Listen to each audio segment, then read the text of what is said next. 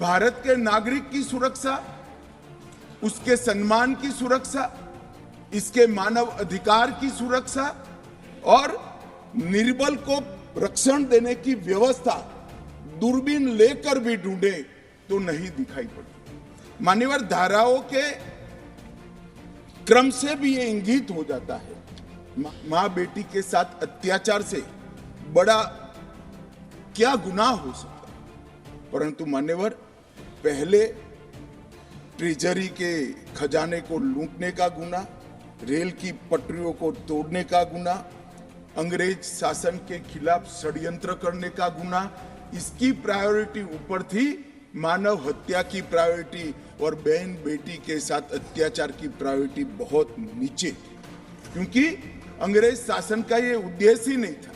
उसका उद्देश्य दंड देने का था जो शासन के खिलाफ काम करते थे, उसका उद्देश्य जिनके साथ अन्याय होता है, जिन पर अत्याचार होता है, उसको न्याय देने का नहीं था। आज मैं जो 3 बिल लेकर आपके सामने उपस्थित हुआ हूं मान्यवर, ये तीनों बिलों का उद्देश्य दंड देने का नहीं है, न्याय देने का है। न्याय का विचार, हमारे भारतीय विचार में न्याय एक प्रकार से अम्ब्रेला टर्म, न्याय शब्द में गुनाह करने वाला और विक्टिम, जिसको गुनाह के कारण भुगतना पड़ा है, दोनों को समाहित कर एक संपूर्ण कल्पना न्याय की करी है।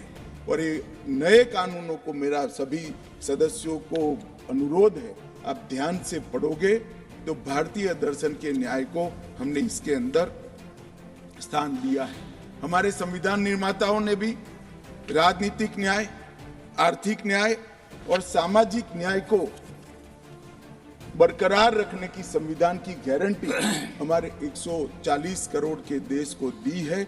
इसको भी परिपूर्ति करने का इस तीनों बिल के अंदर प्रयास किया गया है। ये कानूनों की आत्मा मान्यवर भारतीय है और पहली बार क्रिमिनल जस्टिस सिस्टम में भारत द्वारा, भारत के लिए और भारतीय संसद से बनाए गए कानूनों से अब हमारी क्रिमिनल जस्टिस सिस्टम गवर्न होगी, इसका मुझे बहुत गौरव है माननीय।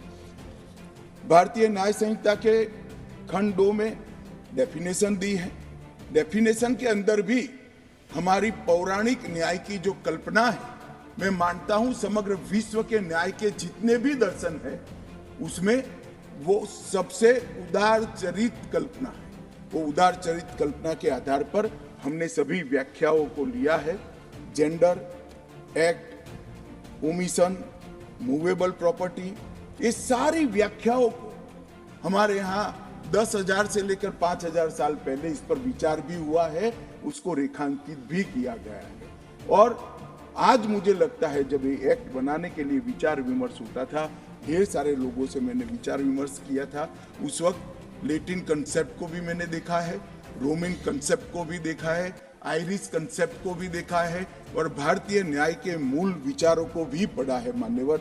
मैं निश्चित रूप से मानता हूं कि भारतीय हमारे पुराणों में, हमारे साहित्यों में जो न्याय की कल्पना है, विश्व की सारी न्याय की कल्पनाओं में सबसे उदार चरित और सबसे महान, ये कल्पना के आधार पर हमने यहाँ पर इसको लिया है। सिर्फ इसकी भारतीयता पर हमने आग्रह किया इतना नहीं है, हमने इसको, मैं आज विश्वास के साथ कह रहा हूं मान्यवर, जब इसका पूरा इम्प्लीमेंटेशन हो जाएगा तब एफआईआर से लेकर जजमेंट तक की पूरी प्रक्रिया ऑनलाइन हो जाएगी और टेक्निक का सबसे ज्यादा उपयोग अगर कोई एक देश की क्रिमिनल जस्टिस सिस्टम के अंदर होगा तो वो भारत की क्रिमिनल जस्टिस सिस्टम